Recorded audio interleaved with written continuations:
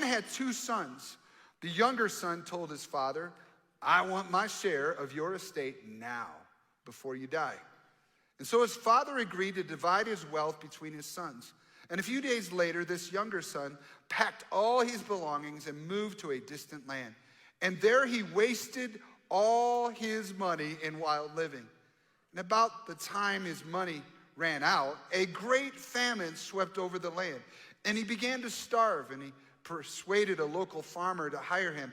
And the man sent him into his fields to feed the pigs. And the young man became so hungry that even the pods he was feeding the pigs looked good to him. But no one gave him anything. So we see here that this son who grows up, and there's how many brothers? 2 brothers, right? The younger brother says, I want to peace out of here, to his father. And on top of that, give me the credit card. He wants all the money. And the father lets him go. So he wants to get out there because something wasn't in here.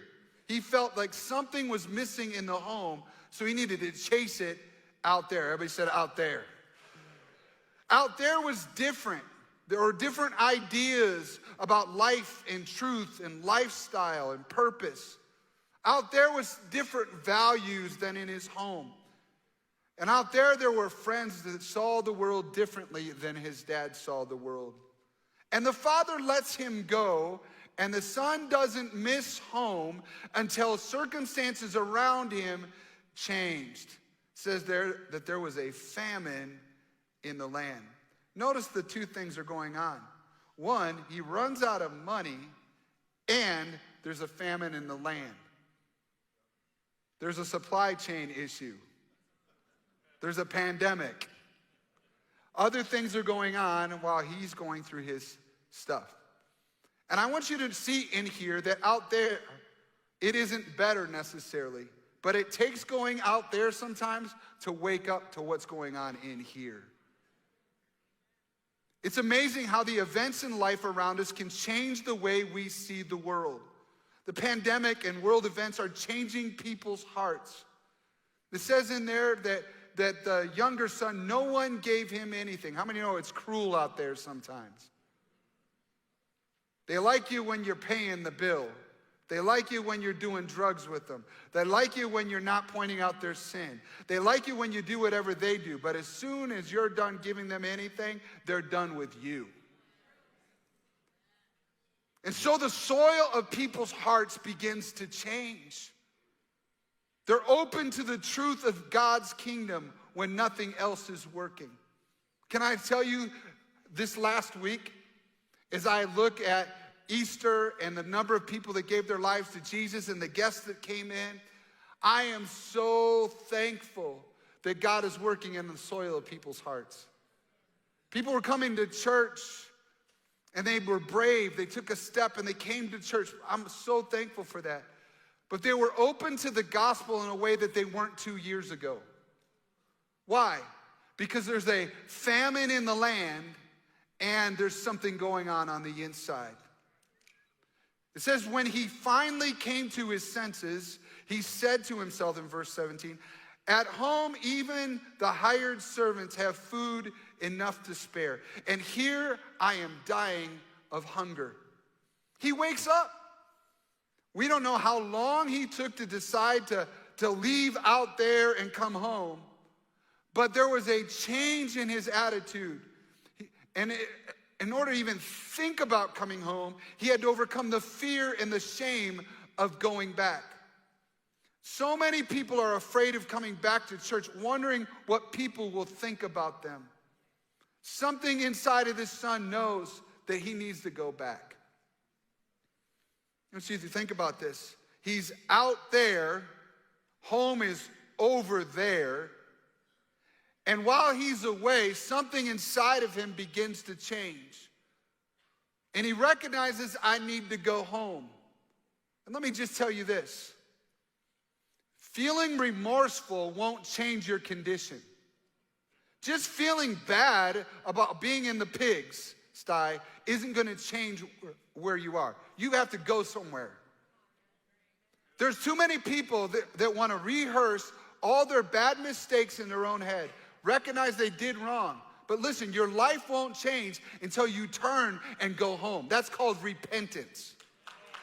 So you could be away out there, but in order for a change to happen, you got to turn and go home. And for this young man, he is in the middle of circumstances that nobody wants to live in. As a kid, my dad loved to go out for rides on Sunday afternoons, and he would just take us out, and we go through the rolling hills of Michigan and through small towns or rural communities, and it was really nice, just like it is in Minnesota in the fall and the change of the colors. But I can tell you this, I knew when we were approaching a farm that had pigs, because you could smell it, right? So in the middle of what this young man is in, the younger son, who's lost everything, there's also a smell to it. People don't want to be around that environment. You lose friendships, real friendships. And so he begins to say, you know what? I'm waking up. I need to go back. And something inside the son knows that the father won't turn him away. He says to himself, I will go home to my father and say, Father, I have sinned against both heaven and you, and I am no longer worthy of being called your son. Please take me on as a hired servant. So he returned home to his father. He's rehearsing what he's going to do. Why is he talking that out loud? Why is he going over that? You know why? Because there's so much anxiety and shame wrapped up in going home sometimes. I rejected the Father's love. I did my own thing. I went out there.